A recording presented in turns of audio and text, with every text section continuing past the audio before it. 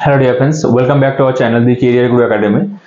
আগের দিনে আমরা ফার্স্ট অ্যাংলো মাইসোর ওয়ার এবং সেকেন্ড অ্যাংলো মাইসোর ওয়ার নিয়ে আলোচনা করেছি এবং সেখানে আমরা দেখেছি যে last of the treaty of Mangalore 1784 এ সাইন হয়েছে, যার দ্বারা তোমার কি হয়েছে, সেকেন্ড অ্যাংলো মাইসোর ওয়ারের সমাপ্তি হয়েছে।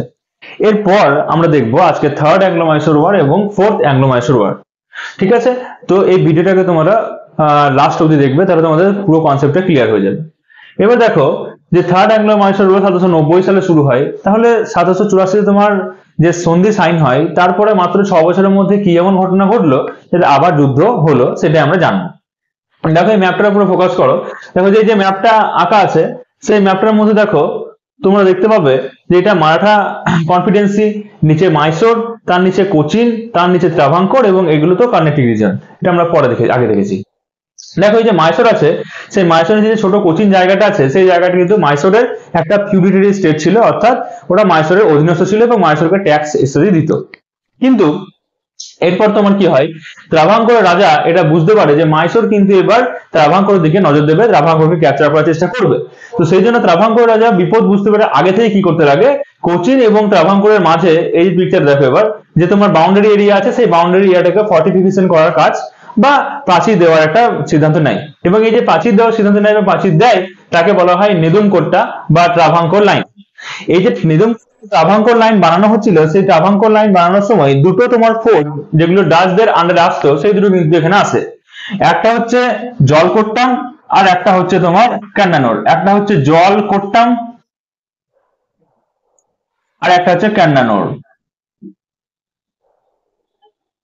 এই দুটো যে তোমার ফোর্ট ওদের আসে মধ্যখানে, সেই দুটোকে আমাদের ধর্মরাজা কি করেন, কেনার চেষ্টা করেন এবং কিনে নিয়ে সেটাকে ওই বাউন্ডারির মধ্যে রাখার চেষ্টা করেন, তাতে ওদের কি হবে, বাউন্ডারি আরো মজবুত হবে।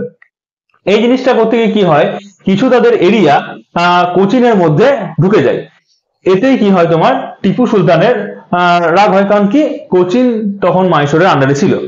তো এই নিয়ে ঝামেলা শুরু হয় এবং 1790 সালে টিপু সুলতান ধর্মরাজাকে আক্রমণ করতে যায় এবং সেই সময় ধর্মরাজা আগে থেকে ব্রিটিশদের সঙ্গে একটা তোমার জোট বাঁধে এবং জোট বাঁধার পর মিডোর নেতৃত্বে 1790 সালে টিপু সুলতানকে আবার ফের পাল্টাটা করা হয়, যেখানে টিপু সুলতান মিডোকে হারিয়ে দেন। এই মিডো হেরে যাওয়ার পর কি হয়, এর পরবর্তী সালে তোমার মারাঠা, ট্রাভাঙ্কোর, হায়দ্রাবাদ এবং ব্রিটিশ ইস্ট ইন্ডিয়া কোম্পানি চারজনে মিলে একটা তোমার কি করে, গ্রুপ বানায়। এবং যেহেতু মিডো এবার হেরে গেছিল, সেহেতু তোমার এবার লর্ড কর্নওয়ালিস নিজে এই দায়িত্ব নেয় যুদ্ধের এবং 1791 সালে টিপু সুলতানকে আবার কি আক্রমণ করেন। কিন্তু প্রথম আক্রমণে কি হয়, যে টিপু সুলতান তার রাজধানী শ্রীরঙ্গপত্তনমকে আটকাতে বা সেভ করতে সমর্থ হন। কিন্তু দ্বিতীয় আক্রমণে টিপু সুলতান কি করে, নিজে যখন আক্রমণ করতে যান, সে সময় মারাঠা এবং হায়দ্রাবাদ এবং ট্রাভাঙ্কোর এবং ব্রিটিশ ইস্ট ইন্ডিয়া কোম্পানির যে যুগ্ম বাহিনী, সেইখানকে সে তাদের শক্তি কিন্তু টিপু সুলতান আটকাতে পারেন না এবং 1791 সালে তার সেই যুদ্ধে ঘটে, হেরে যান। এই যুদ্ধে হেরে যাওয়ার পর কি হয়, তিনি 1792 সালে ট্রিটি অফ শ্রীরঙ্গপত্তনম সাইন করতে বাধ্য হন। ট্রিটি অফ শ্রীরঙ্গপত্তনম সাইন করার ফলে কি হয়, যে তার যে সমস্ত ঘটনাগুলো ঘটেছিল বা যা ক্ষয়ক্ষতি হয়েছিল, সেই ক্ষয়ক্ষতি পূরণ স্বরূপ 3 লক্ষ টাকা ব্রিটিশ ইস্ট ইন্ডিয়া কোম্পানিকে দিতে হয় এবং তার রাজ্যের কিছু কিছু পার্ট ব্রিটিশ, মারাঠা এবং হায়দ্রাবাদ নিজেদের মধ্যে ভাগ করে নেয়। এর মাধ্যমে কি ঘটে, তোমার যে থার্ড অ্যাংলো মাইসোর ওয়ারের পরিসমাপ্তি ঘটে। তারপর দেখো তোমার শুরু হয় অ্যাংলো মাইসোর ওয়ার, যেটা তোমার 1792 সালের পর থেকে এবং 1799 শেষ হয়।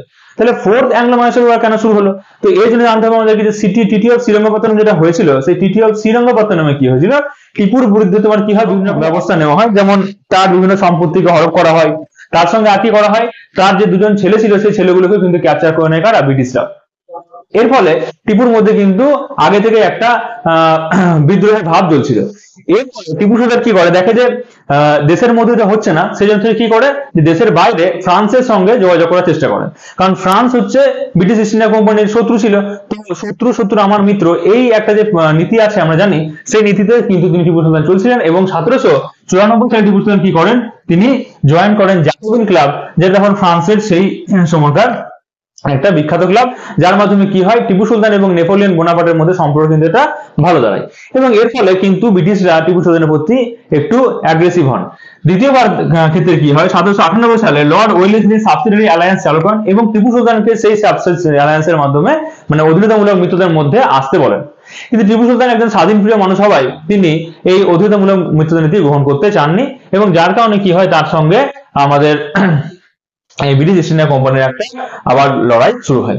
এই কি হয় 1799 সালে Maratha, Nizam, British east India company একসাথে টিপু সুলতানকে আক্রমণ করেন, এবং টিপু সুলতানকে আক্রমণ করার ফলে কি হয় সেই সালে 1799 সালে টিপু সুলতানের মৃত্যু ঘটে, এবং এর সাথে সাথে চতুর্থ অ্যাংলো মাইসোর ওয়ারের পরিসমাপ্তি ঘটে, এবং যার ফলে কি হয় তারপরে তোমার কৃষ্ণ রাজা যে ছিল উদিয়া ডাইনেস্টির বংশধর, সে কি করে এই মাইসোর সাম্রাজ্যটাকে ক্যাপচার করে, এবং তারপর ব্রিটিশ, মারাঠা এবং হায়দ্রাবাদের নিজাম নিজেদের মধ্যে পুরো সাম্রাজ্যটাকে ভাগ ভাগ করে নেয়, যার যেটা ইচ্ছা, যার যেটা প্রফিট সেই সাইড সেটা নিয়ে তোমার সরে যায়। ঠিক আছে, তাহলে এইভাবে শেষ হলো আমাদের 4টে অ্যাংলো মাইসোর ওয়ার, এবং এই ভিডিওতে আমরা অনেক ইম্পর্টেন্ট জিনিস কভার করেছি। যদি তোমরা পুরো ভিডিওটা না দেখেছো তাহলে প্রথম ফার্স্ট অ্যাংলো মাইসোর ওয়ার থেকে শুরু করে লাস্ট অবধি দেখবে, এবং তোমরা যেটা করবে সেটা হচ্ছে যে আমাদের চ্যানেলে গিয়ে যে প্লেলিস্ট আছে সেই প্লেলিস্ট থেকে মডার্ন হিস্ট্রি ইউরোপের যে ইতিহাসটা আছে সেটা তোমরা পুরোটা দেখবে, কারণ ইউরোপের জাতিরা ইন্ডিয়াতে আসা থেকে শুরু করে আমরা একদম শেষ অবধি ইন্ডিয়া স্বাধীনতা পাওয়ার পর পর্যন্ত এখানে আলোচনা করব। তো তোমাদের এক্সাম পারপাসে এই ভিডিওগুলো কিন্তু খুব ইম্পর্টেন্ট হবে, অবশ্যই এগুলো ভালো করে দেখবে এবং খাতায় নোট ডাউন করবে, তাহলে তোমাদের কিন্তু এক্সামে আনসার করতে খুব সুবিধা হবে এবং বুঝতেও সুবিধা হবে। চলো, থ্যাংক ইউ।